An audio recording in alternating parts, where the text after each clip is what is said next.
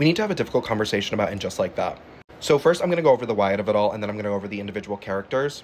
So last night was the first time that we saw the famous Wyatt. In the previous season, we learned that Aiden had to stay in Virginia to take care of him after he took a bunch of pills and drove his car into a tree.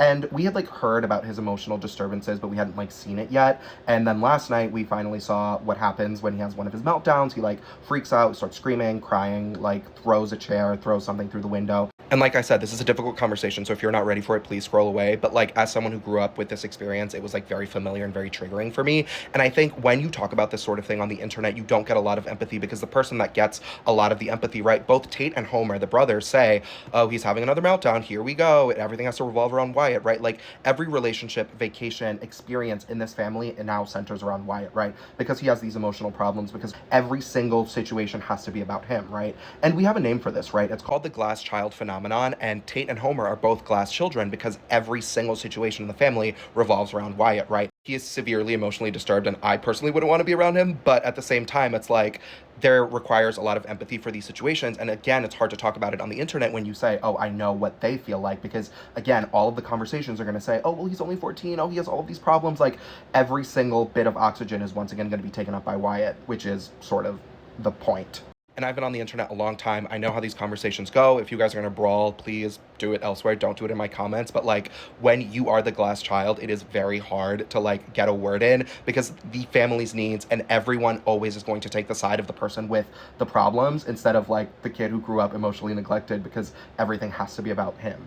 I think it's a truth universally acknowledged that this show is bad, right? We're just all kind of watching it, but we know that it's bad. I don't really know what's going on with Carrie. I think something interesting would have been to have her do more writing, right? She's doing this foray into historical fiction. I think having her go to retreats, go to events, be around book people, be around the changing publishing industry, right? To be this famous and this powerful for 30 years, there have to be some changes, right?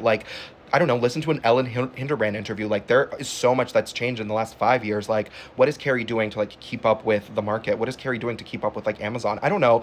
Give us something that's not this prairie dress. Sema can have such interesting storylines because unlike Samantha, she doesn't want to be single, right? I thought that the matchmaker thing could have been really interesting if that had played out throughout the season. Not necessarily that she had to change herself, but that she was I do want partnership, right? I'm 55, or I'm however old. She's I'm 55 and I'm single and I don't want to be, and I would love to be in love, and I need to do something different. And I don't know if we need this real estate mogul storyline, because it's she's already a powerful woman. I don't know if we need to see her conquering the real estate market. And also, I feel it would have been interesting seeing her date as a woman of color of a certain age in the city, right? As a powerful, wealthy woman of color, that's a storyline right there. Miranda,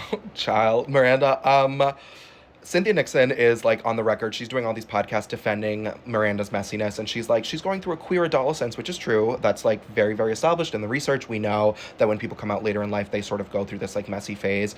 But at the same time, I am just I don't care about the dating as much of it. I care about the fact that they transformed this beloved character, who was one of my favorites, right, into this very callous, selfish person. And I think that there could be an interesting tension to explore there if they actually talked about her being callous and selfish, but they're pretending that this is fine because she's going through a queer adolescence, and not that she just left her husband and kid.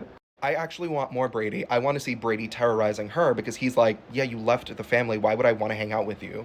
And I know that that's a controversial opinion. I'm sorry, but you guys know I grew up Catholic. I'm sorry. Actions have consequences. You can't blow up your life and then have nothing happen to you for it. There's also a really interesting tension in Charlotte, who dreamed of being a wife and mother, sort of waking up and realizing that this life isn't what she wanted, or it's not fulfilling her in that way. We sort of saw that last season where she goes back to work, and now her kids are terrible. Her kids are evil. I think that there's so much rich tension to explore there, where it's I fucking hate my kids, right? I dedicated myself to being a stay-at-home mom for 16, 18 years, and my kids are horrifying. Yes, they can keep playing with Rock being non-binary and Charlotte being, kind of staid and being oh my God, this is so crazy. But there's only so many times you can play the Rock explains something queer joke to Charlotte. And Charlotte is the most down of everyone on the show. I think we need to move beyond that and more into the interpersonal. And there's various storylines that LTW can have outside of the editing drama around her documentary with PBS, being a successful Black woman in America, being part of this moneyed elite, being part of the Black elite. There's so much stuff there, especially in New York.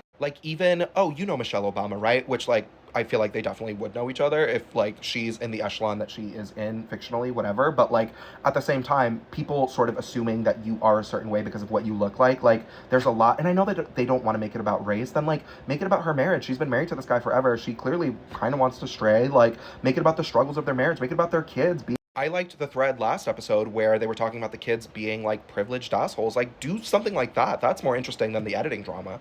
I know that everyone else has given up on this show, and I'm almost there, but like, I feel like we need help.